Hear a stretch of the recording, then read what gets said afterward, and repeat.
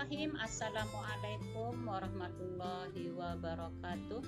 Salam dan bahagia calon guru penggerak angkatan 7 tahun 2022. Selamat datang di channel Diah G1000. Kali ini saya akan berbagi tentang peran guru penggerak. Mohon dukungan Bapak dan Ibu pada channel ini agar dapat berkembang dengan cara subscribe, like, dan share kepada teman-teman pendidik lainnya.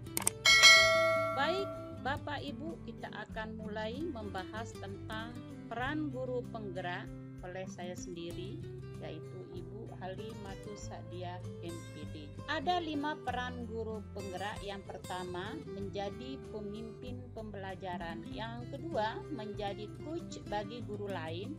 Yang ketiga, mendorong kolaborasi. Yang keempat, mewujudkan kepemimpinan murid atau student agency.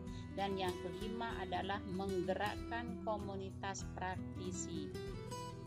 Baik Bapak Ibu, kita akan membahas satu persatu, yaitu yang pertama, menjadi pemimpin pembelajaran. Sambil menginternalisasikan nilai-nilai, guru penggerak akan meresonansikan semangat, harapan, antusiasme yang dirasakan oleh mereka yang berinteraksi dalam lingkaran pengaruh guru penggerak, baik di kelas, sekolah, maupun lingkungan masyarakat. Baik Bapak Ibu, mari kita lihat gambar tentang peran guru penggerak di lingkungan kelas, sekolah, dan lingkungan masyarakat.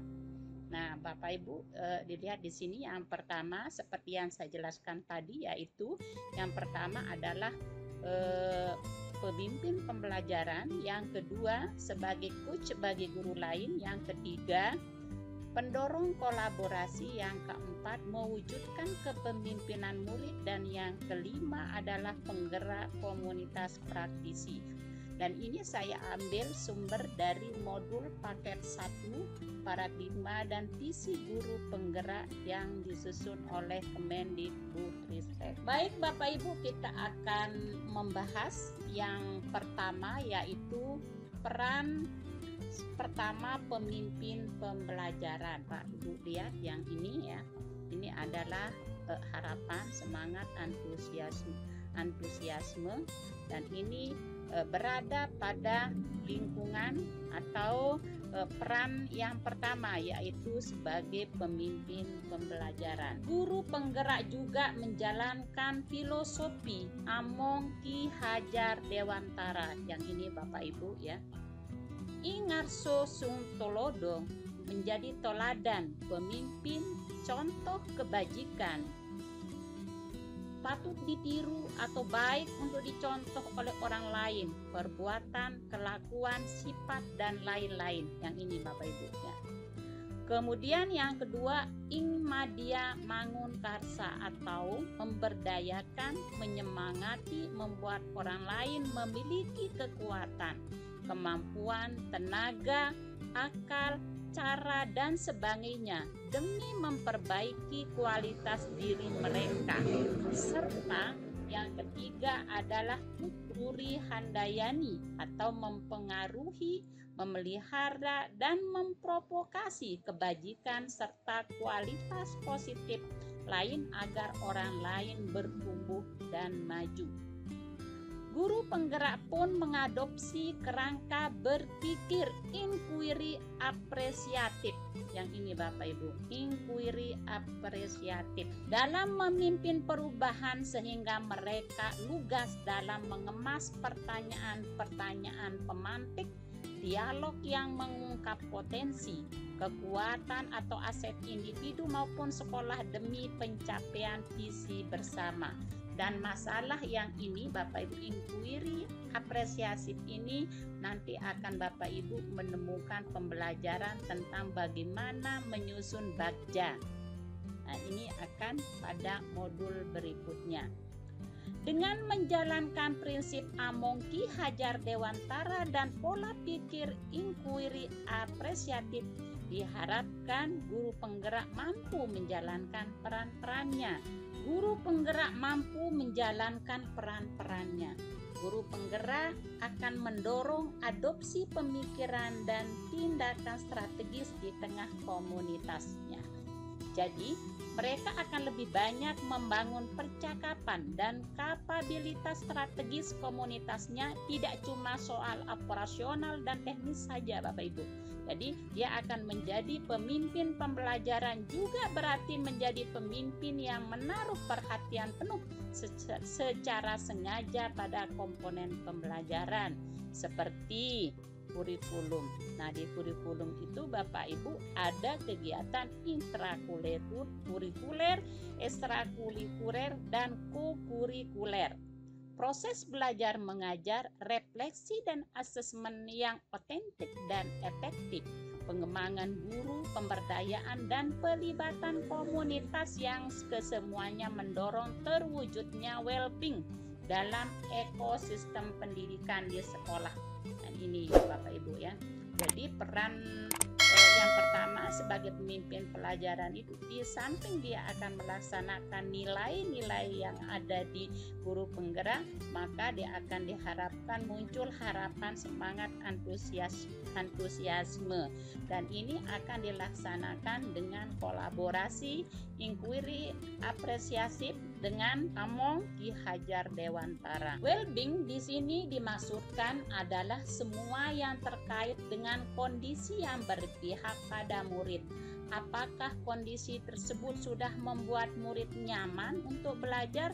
Apakah sudah sesuai dengan kebutuhan murid? Apakah lingkungan belajar di sekolah sudah memungkinkan anak untuk mendapatkan manfaat maksimal dari belajar? Dengan demikian, maka guru penggerak berperan besar dalam membuat lingkungan sekolah yang aman, nyaman, menyenangkan, namun tetap menantang dan relevan untuk para muridnya. Guru penggerak diharapkan mampu berperan sebagai pemimpin yang berorientasi pada sebesar-besarnya kepentingan tumbuh, kembang, dan mekarnya murid, atau disebut dengan flourish. Baik Bapak Ibu, kita akan lanjutkan kepada peran yang kedua, yaitu menjadi coach bagi guru lain. Peran menjadi coach bagi guru lain, terutama yang terkait dengan peningkatan kualitas pembelajaran bagi murid di sekolah. Guru penggerak dituntut untuk berdaya dalam menemani dan menuntun rekan sejawatnya itu untuk menelaah proses belajar mereka sendiri. Selain belajar keterampilan coaching, guru penggerak juga harus memberdayakan dirinya melalui refleksi atas hasil pengalaman, praktik-praktik profesionalnya sendiri. Mereka harus dapat mengambil pembelajaran, memunculkan pertanyaan-pertanyaan mendalam untuk mengakses keterampilan metakognitifnya. Ketika melihat dan mengevaluasi proses berpikirnya sendiri terkait belajar, pencapaian tujuan, dan pemecahan masalah. Sebagai coach, guru penggerak juga harus memahami pemikiran pengembangan rekan sejawatnya pada level individu dan level anggota komunitas pendidik di sekolah. Baik Bapak Ibu, kita lanjutkan pada peran yang ketiga, yaitu mendorong kolaborasi. Kolaborasi berarti bekerja sama untuk mencapai suatu tujuan atau menghasilkan sesuatu. Di sana tersirat makna bahwa setiap pihak yang terlibat memiliki kekuatan yang saat dipersatukan menjadi saling melengkapi dan produktif. Agar suatu inisiatif kolaboratif menjadi produktif, maka tiap anggota yang terlibat di dalamnya membawa sesuatu yang berkontribusi pada proses dan hasilnya nanti. Guru penggerak harus punya pandangan apresiatif yang memungkinkan pengungkapan potensi positif rekan yang lain. Mereka membuka lebih banyak ruang dialog positif antar guru, antara guru dan pemangku kepentingan baik di dalam maupun di luar sekolah demi meningkatkan kualitas pembelajaran bagi murid. Lewat peran ini, jadi seorang guru penggerak diharapkan mampu mengomunikasikan urgensi dari inisiatif perubahan yang sedang dibawakannya pada lebih banyak pemangku kepentingan, terutama mereka yang kiranya dapat membawa dampak positif pada murid. Baik Bapak Ibu, kita lanjutkan pada peran yang keempat, yaitu mewujudkan kepemimpinan murid atau student agency. Guru penggerak diharapkan mengambil peran untuk mewujudkan kepemimpinan murid. Guru penggerak perlu memahami bagaimana meramu pengalaman belajar sedemikian rupa sehingga murid merasa kompeten, mandiri, dicintai, dan memiliki kepercayaan diri serta determinasi untuk mencapai segala yang mereka impikan. Guru penggerak senantiasa memampukan diri untuk menuntun murid di sekolahnya agar murid mereka sadar bahwa sebagai murid di saat ini mereka juga adalah wajah Indonesia di masa depan, sehingga mereka berdaya dan turut aktif berkontribusi pada makin indahnya dunia di masa depan sejak sekarang. Dalam mewujudkan kepemimpinan murid, guru penggerak mengerti betul esensi dari Tutwuri Handayani, sehingga mereka menempatkan murid pada kursi pemegang kendali proses pembelajaran mereka sendiri. Guru penggerak menuntun murid mereka belajar merdeka untuk merdeka belajar. Baik Bapak Ibu, kita lanjutkan dengan peran yang kelima, yaitu menggerakkan komunitas praktisi. Guru penggerak diharapkan dapat mengambil peran untuk menggerakkan komunitas praktisi di sekolah dan di wilayahnya. Selanjutnya, guru penggerak pun perlu menumbuhkan budaya belajar kolaboratif atau komunitas belajar profesional bersama para rekan guru di sekolah maupun wilayahnya, agar komunitas praktisi dapat berjalan secara berkesinambungan.